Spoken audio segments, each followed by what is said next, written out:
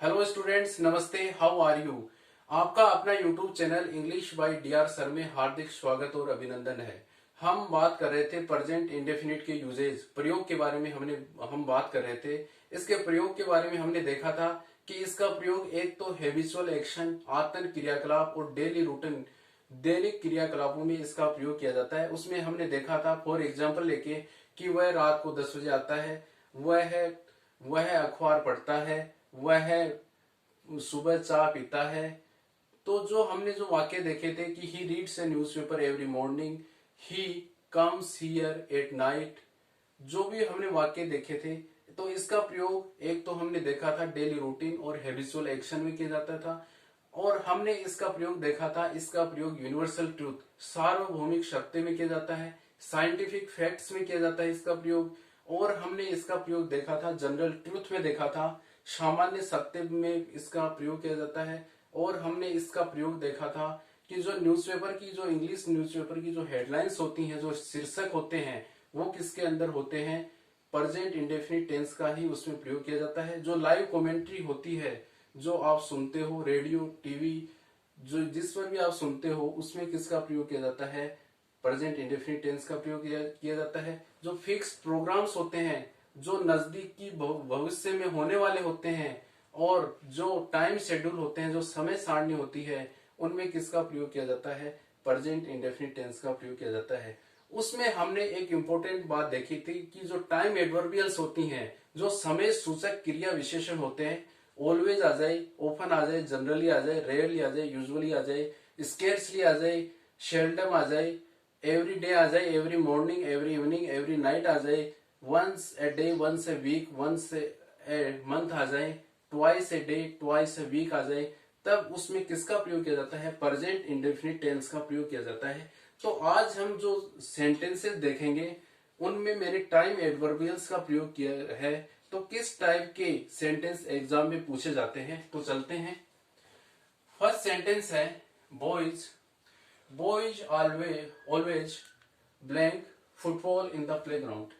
आप जो भी वाक्य पढ़ो, वाक्य पढ़ते ही आपको पता होना चाहिए, पहले आपके दिमाग में चलना चाहिए कि सब्जेक्ट कौन सा है। आपने पढ़ा बॉयज, तो आपके दिमाग में हो गया बॉयज क्या है, सब्जेक्ट है।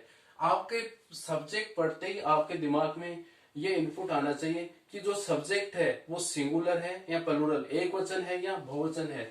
तो हमने पढ़ा बॉयज क्या है, प्लूरल सब्जेक्ट है। ऑलवेज आ गया इसके अंदर, टाइम एडवर्बियल ऑलवेज का प्रयोग हो गया, तब इसमें प्रेजेंट इंडेफिनिट टेंस का प्रयोग होगा। तो सब्जेक्ट क्या है, प्लूरल है, तब इसके साथ मेन वर्ब की फर्स्ट फॉर्म आएगी, हमने ये पढ़ा है। तब क्या आएगा इसके अंदर, प्ले, प्लेज, इज प्लेड और प्लेड। तो इसमें किसका प्रयोग किया जाएगा, मेन वर्ब की फर्स्ट फॉर्म का प्रयोग किया जाएगा। तो इसमें किसका प्रयोग होगा, यहाँ पर प्ले का प्रयोग हो जाएगा। Boys always play football in the playground. Second sentence देखते हैं, the earth blank round the सन।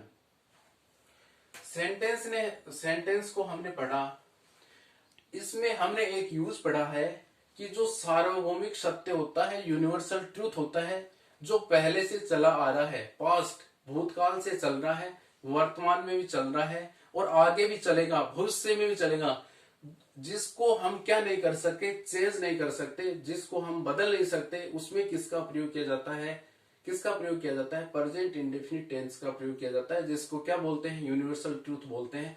कि सन, जो सूर्य है, पूर्व में पहले भी उगता था, हमारे से पहले भी उगता था, अब भी उग रहा है, और बाद में भी किस में उगेगा, पूर्व में उगेगा। वैसे ही जो पृथ्वी है वो सूर्य के चारों तरफ घूमती है, तब इसमें किसका प्रयोग होगा, प्रेजेंट इंडेफिनिट का प्रयोग होगा। तब क्या आएगा, इसमें मूव्स आएगा, क्या आएगा, मूव्स आएगा। The earth moves round the sun. इसमें मूव भी नहीं आएगा, ये क्या है, एक वचन है। बहुत से विद्यार्थी इसमें गलती कर बैठते हैं, इसको क्या मान लेते हैं कि मूव आएगा, इसमें क्या आएगा कि ये प्लूरल होगा। जैसे द सन है, वो भी क्या होता है, उसके साथ भी क्या आता है, एक वचन की ही क्रिया आती है। The sun rises in the east, the earth moves round the sun. इसमें भी किसका प्रयोग होगा, मूव्स का प्रयोग होगा। थर्ड सेंटेंस है, I usually blank eight 5 AM in the morning. हमने पढ़ा है जो यूजुअली है, सामान्यतः है, वो किसमें प्रयोग किया जाता है? जो टाइम एडवर्बियल है उसका प्रयोग किया जाता है प्रेजेंट इंडेफिनिट में। तो इसके अकॉर्डिंग आई क्या है? आई है, प्लूरल है, बहुवचन करता है, तो इसके साथ वर्ब के फर्स्ट फॉर्म का प्रयोग किया जाएगा। ये है वोकअप, ये है वेक्सअप, ये है वेकअप और ये है इज वोकअप। ठीक है, आपको पता है इसके साथ किसका प्रयोग किया जाएगा? वर्ब की फर्स्ट फॉर्म का प्रयोग किया जाएगा। तो जो वोक आ गया, ये तो क्या है? सेकंड फॉर्म है, तो ये तो आएगी नहीं। फर्स्ट फॉर्म क्या होती है? जगना, वेक होती है इसकी। वेक्स अप भी नहीं होगा। क्यों नहीं होगा? वेक्स अप भी फर्स्ट फॉर्म तो है, वर्ब की फर्स्ट फॉर्म के साथ क्या लगा हुआ है? एस लगा हुआ है। बट हमारा यदि जो सब्जेक्ट ही होता तब तो किसका प्रयोग हो जाता? वेक्स अप का हो जाता, क्योंकि करता ही क्या होता है? सिंगुलर होता है, तब वो क्या लेता है? एस या ईएस लेता है, तब तो किसका प्रयोग हो जाता? वेक्स अप का हो जाता है। बट जो हमारा जो सब्जेक्ट है वो क्या है? प्लूरल है, तब किसका प्रयोग होगा? वेकअप का प्रयोग होगा। किसका प्रयोग होगा? वेकअप।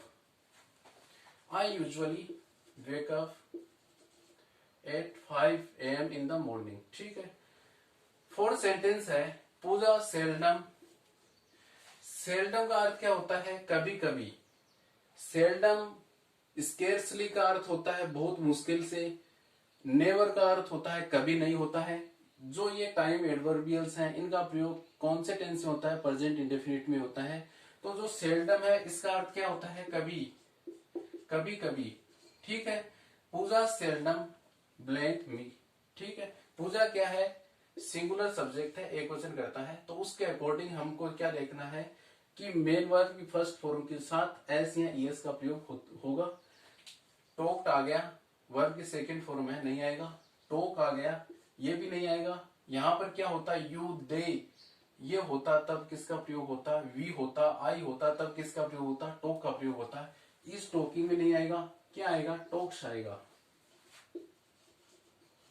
ठीक, फिफ्थ सेंटेंस है he sometimes blank here at night. Sometimes का अर्थ होता है कभी। समटाइम्स का प्रयोग टाइम एडवर्बियल के रूप में प्रेजेंट इंडेफिनिट में होता है। ही समटाइम्स, ही क्या है? सिंगुलर सब्जेक्ट है। जो वर्ब आएगी मेन वर्ब की फर्स्ट फॉर्म के साथ, जो क्रिया के अकॉर्डिंग क्या लगेगा? एस या ईएस लगेगा। कम आ गया तो ये नहीं आएगी। हमारा सब्जेक्ट क्या है? सिंगुलर है, तब एस या ईएस का प्रयोग होगा। कम्स आ जाएगा, क्या आएगा यहाँ पर? कम्स आएगा। ठीक है, सिक्स सेंटेंस है water blank eight 100 degree centigrade. ठीक है, हमने ये सेंटेंस पढ़ा। बॉयल, बॉइल्स, इज बॉइल्ड और बॉइल्ड पढ़ा।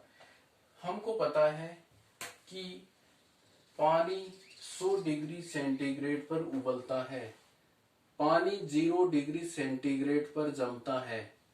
ये साइंटिफिक फैक्ट्स है, वैज्ञानिक तथ्य है, वैज्ञानिक प्रूव्ड है। ये क्या प्रूव्ड है कि पानी 100 डिग्री सेंटीग्रेड पर तो उबलता है और 0 डिग्री सेंटीग्रेड पर क्या होता है? क्या होता है? जमता है। तब जो साइंटिफिक फैक्ट्स है उनमें प्रेजेंट इंडेफिनिट टेंस का प्रयोग किया जाता है। तब जो वाटर है वो क्या है? सिंगुलर सब्जेक्ट है, तब किसका प्रयोग होगा? एस या यस का प्रयोग होगा। तब क्या आएगा? बॉयल नहीं आएगा, बॉइल्स आएगा इसमें। वाटर बॉइल्स ऐसे बनेगी। तो जो सेंटेंस आता है एग्जाम के अंदर, तो आपके दिमाग में आना चाहिए जो सब्जेक्ट है वो सिंगुलर है या प्लूरल है। टाइम एडवर्बियल का प्रयोग हो गया, आपको पता है always, generally, often, usually, rarely, scarcely, seldom, इनका प्रयोग हो जाए तब कौन से टेंस का प्रयोग होगा? प्रेजेंट इंडेफिनिट टेंस का प्रयोग होगा। और आपको ब्लैंक भरते समय जो ब्लैंक दिया हुआ है तब आपको सावधानी बरतनी है। कैसे? कि मेन वर्ब की फर्स्ट फॉर्म पहचाननी है। 4 आपके पास ऑप्शन आएंगे, उसमें से आपको ये पता होना चाहिए कि मेन वर्ब की फर्स्ट फॉर्म कौन सी है और सब्जेक्ट के अकॉर्डिंग मेन वर्ब की फर्स्ट फॉर्म आएगी या मेन वर्ब की फर्स्ट फॉर्म के साथ एस या ईएस का प्रयोग होगा। तो प्रेजेंट इंडेफिनिट टेंस का प्रयोग एग्जाम में भी बहुत ज्यादा पूछा जाता है और स्पोकन इंग्लिश में भी प्रेजेंट इंडेफिनिट टेंस का ही प्रयोग किया जाता है। तो आपको आना बहुत जरूरी है present indefinite tense.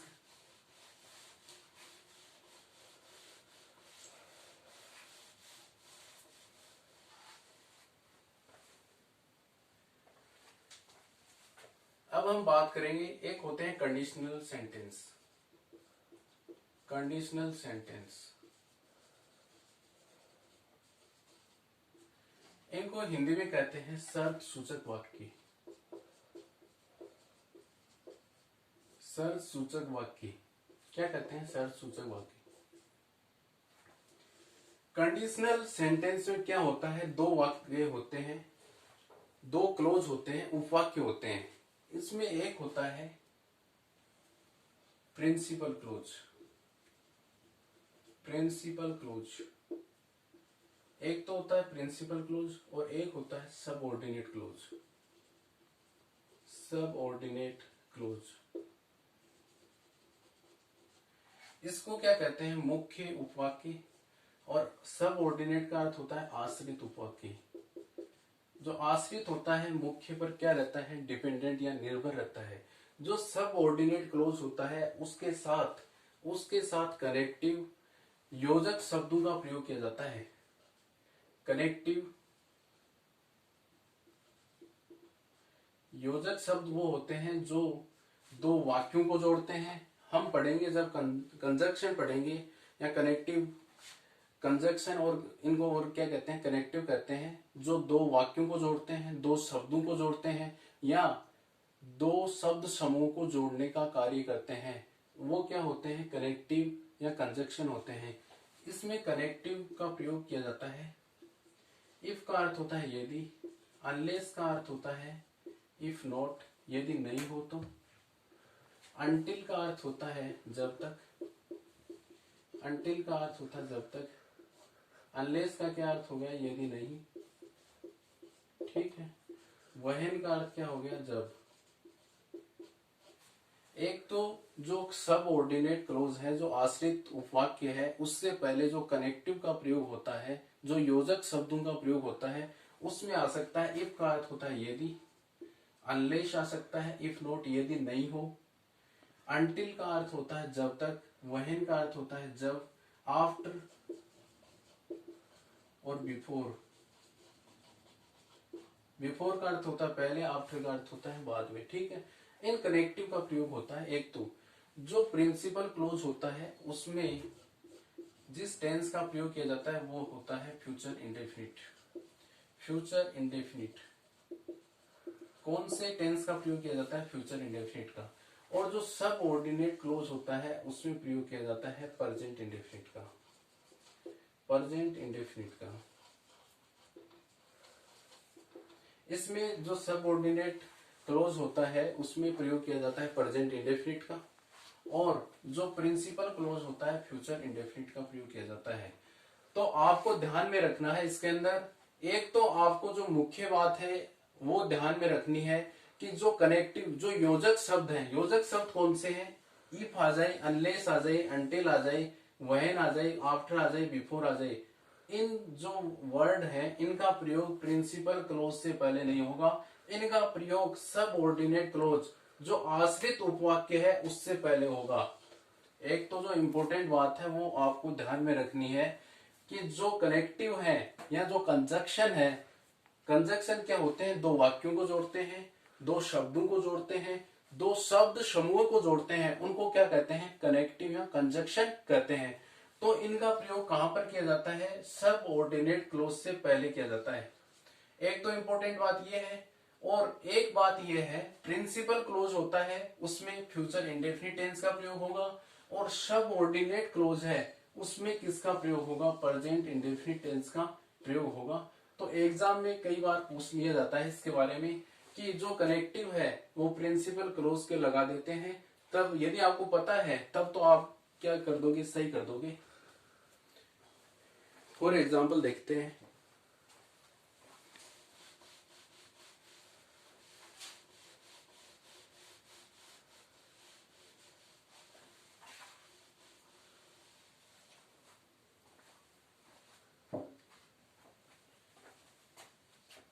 I shall I shall bring you a pen if I go to Jaipur. If I go to Jaipur. इसमें दो वाक्य हैं. I shall bring you a pen. मैं आपको पेन ला दूंगा यदि मैं जयपुर जाऊंगा तब. ठीक है कि मैं ये तो जो सबऑर्डिनेट क्लोज है, यदि मैं जयपुर जाता हूं तब मैं आपको पेन ला दूंगा. ठीक है, ये आपको हिंदी नहीं निकालनी है, आपको पता होना चाहिए क्या, आपको पता होना चाहिए इसके क्या कंसेप्ट का पता होना चाहिए. आपको पता है ये क्या है, इफ क्या है, कनेक्टिव या कंजक्शन है, योजक शब्द है, और इसके बाद में कौन से टेंस का प्रयोग किया गया है, प्रेजेंट इंडेफिनिट टेंस का, प्रेजेंट इंडेफिनिट टेंस का. तब ये क्या हो गया, सबऑर्डिनेट क्लोज हो गया. ये क्या हो गया, सबऑर्डिनेट क्लोज हो गया. आई शैल ब्रिंग यू ए पेन. जो फ्यूचर इंडेफिनिट होता है उसमें विल और सेल का हेल्पिंग वर्ब के रूप में प्रयोग किया जाता है, और जब हम पढ़ेंगे तब मैं पूरा बताऊंगा. और मेन वर्ब की फर्स्ट फॉर्म का प्रयोग किया जाता है, और आई और वी होते हैं उनके साथ सेल का प्रयोग, और जो बाकी है ही सी इट दे और किसी का नाम, उसके साथ किसका प्रयोग किया जाता है, विल का प्रयोग किया जाता है. तो ये क्या है, आई के साथ किसका प्रयोग है, सेल का प्रयोग है. तो ये क्या है, प्रिंसिपल क्लोज. प्रिंसिपल क्लोज या मुख्य उपवाक्य है. ये तो क्या हो गया प्रिंसिपल क्लोज. ये क्या हो गया, सबऑर्डिनेट क्लोज. मैंने बताया था सबऑर्डिनेट क्लोज से पहले connective if, unless, until, when, after और बिफोर का प्रयोग किया जाएगा, तब ये जो वाक्य है ये सही है. इसमें एक तो होता है प्रिंसिपल मुख्य उपवाक्य, और एक क्या होता है, आश्रित उपवाक्य. आश्रित उपवाक्य से पहले योजक शब्दों का प्रयोग किया जाता है. If, until, unless, when, before, after का प्रयोग किया जाता है. तो जो कंडीशनल सेंटेंस है इसमें आपको इतना ही ध्यान में रखना है कि जो सबऑर्डिनेट क्लोज है उससे पहले कनेक्टिव योजक शब्दों का प्रयोग किया जाएगा, और जो मुख्य उपवाक्य है प्रिंसिपल क्लोज है उसमें फ्यूचर इंडेफिनिट टेंस का प्रयोग किया जाता है. तो मैंने जो प्रयोग बताए हैं प्रेजेंट इंडेफिनिट के वो बहुत इंपॉर्टेंट है. आप इनको पढ़ो एक बार, वो आपके डे टू डे लाइफ में भी, स्पोकन इंग्लिश में भी और एग्जाम की दृष्टि से बहुत इंपॉर्टेंट है. और हम अगली क्लास में देखेंगे. सभी को थैंक्स.